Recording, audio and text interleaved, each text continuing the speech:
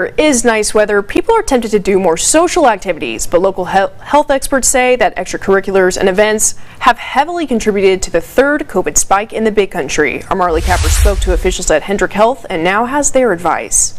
With the third spike of COVID, President and CEO of Hendrick Health, Brad Holland, says they have been following the trends. At Hendrick Health, we have been projecting a rise since schools went back. Holland says they talked about how students will transmit COVID. It would be transmitted to their parents, and their parents would transmit it to their grandparents, and then the grandparents would end up at the hospital. Even though nearly 1/5 of the cases in Abilene are actually coming from the schools, Dr. Stephen Lowry with Hendrick Health says it's not necessarily the act of being in class. What we actually saw was that it did not rise immediately from spread through the classroom. Probably is mask wearing and the hand sanitizing steps that the schools have taken. But it has been more of a lagging indicator. Cases start to rise was not from classroom, but from actually other activities. Such as extracurriculars and after-school events such as sports, which then brings in the vulnerable population to the hospitals and limits how doctors can serve other patients. That impacts other service lines in the hospital,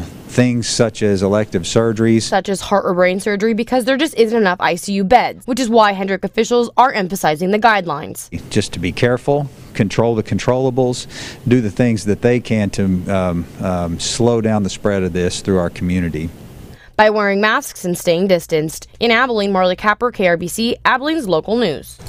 Thank you, Marley. There are 58 new positive COVID-19 cases in Taylor County today, this with 41 recoveries and 46 hospitalizations.